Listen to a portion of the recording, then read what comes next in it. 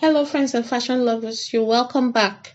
My name is Esther. I want to say a very big thank you to you for clicking on this video. If you're here for the first time, please do well to subscribe and turn on the notification bell to get notified each time I upload a new video. Today's tutorial is this lovely dress you're seeing on the screen.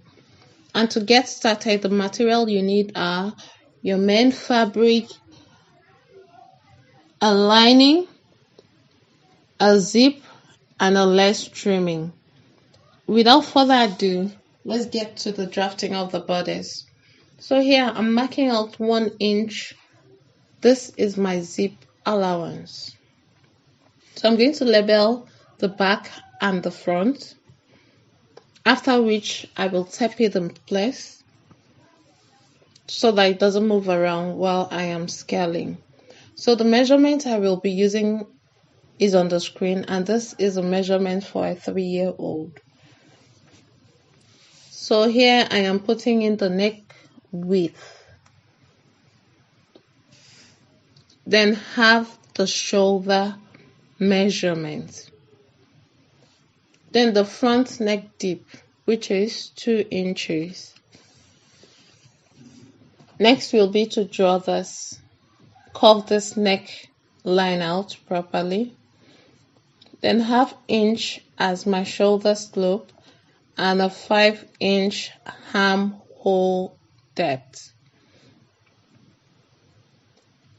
The round chest measurement I'm working with is 24 inches. 24 divided by 4, I have 6 inches plus 1/2 inch for seaming allowance. At this point, I'm just going to scale this out. Half of the armhole measurement, I'm putting a mark there. Then I will draw it out because I'm going to curve the armhole starting from the 1/2 point that I had put a mark on. So here I am putting the length of my bodice, which is 9 inches, and I am scaling according to measurements. I will bring down the round chest measurements, which ended up being 6.5 inches. So at this point, I'm pretty much done with my bodice, cutting it out. So now that I've pretty much cut it out, I am going to be working on the back bodice. So folding in my zip allowance of 1 inch, I am going to mark 2.5 inches downward to make the back neck dip 4.5 inches.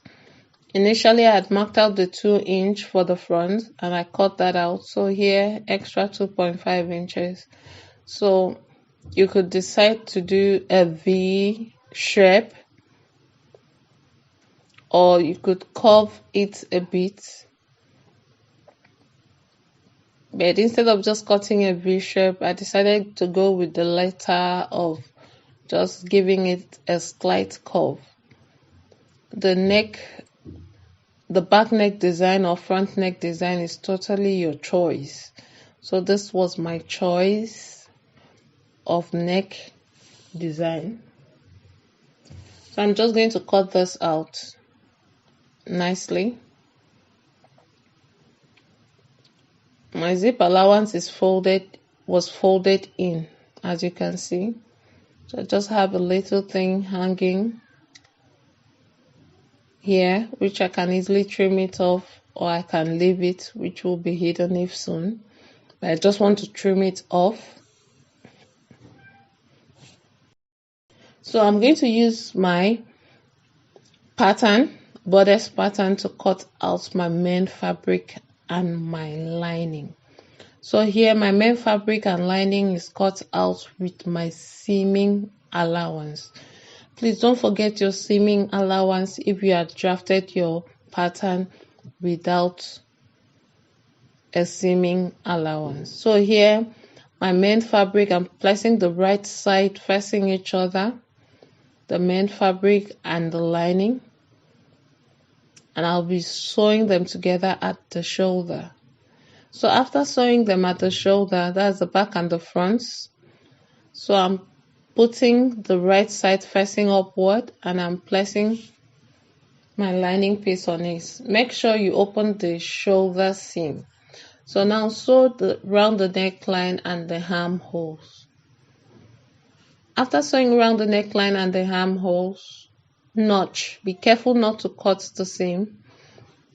After notching, turn it inside out.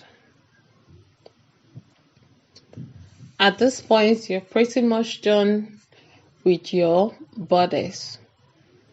So next will be to cut out the back tie or the belt. But before then, you can top stitch. I love to top stitch the raw edge to my lining piece. It just makes the whole thing looks much neater. So here is my back tie or my belt. It's 29 inches long and it's folded in half. I cut this slantly. So here I have 3.5 inches which will finish off as 3 inches and 2 inches which will finish off as 1.5 inches. So I'm going to take to my sewing machine and sew it. After sewing it, I turned it inside out.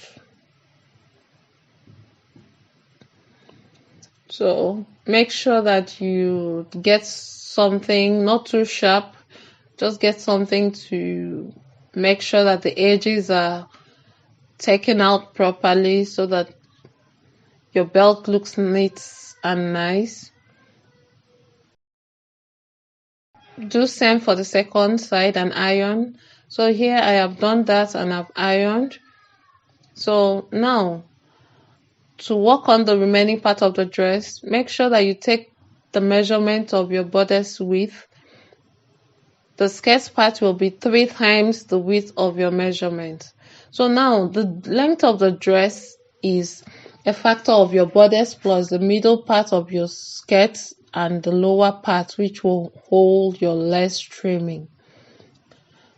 So on the screen, you have seen that I've indicated that my bodice is 9 inches with seaming allowance, and the middle part is 11 inches plus my seaming allowance, and the down part is 3 inches plus my seaming allowance. It's on the screen. So I'm going to take to my sewing machine and gather my skirt part. So I have all the 3 parts of my skirt ready. So I'm going to gather that part nicely and I'll show you what it looks like. Here is what it looks like after it's been gathered, and I only sewed it to the main fabric. So I'm going to sew my lace trimming for the front. I have a bigger lace trimming for the front, and I'm going to sew my belt. So that is what I'm showing you here. But before I do that, I'll just pin it in place to make sure that everything is neatly placed. Now that it's been placed properly and pinned in place, after sewing the belt and my lace trimming in front, I will also join my dress by the side, main fabric to main fabric, the lining to the lining. I will join the dress by the side using my seaming allowance. Don't forget using your seaming allowance.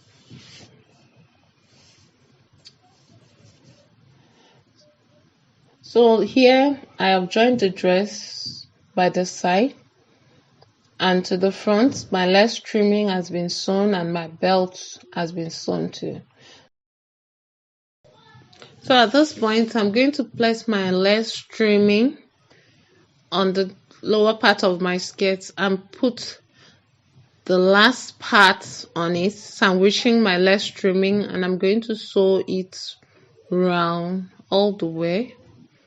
So after sewing, the next will be to add a zipper at the back. You could use buttons, then complete the back seam. Then I will hand stitch my bodice you can top stitch it, but I will hand stitch it to my main fabric. So here it's all done, hand stitched lining to my bodice, then turning it inside out. So this is it. This is what the front looks like. You can go ahead using your overlocking machine and you overlock this edge to make it more neat. So at this point we're pretty much done with our dress. Please don't forget to subscribe and like and give me a thumbs up.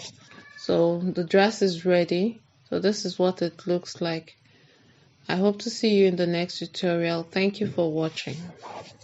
Bye for now.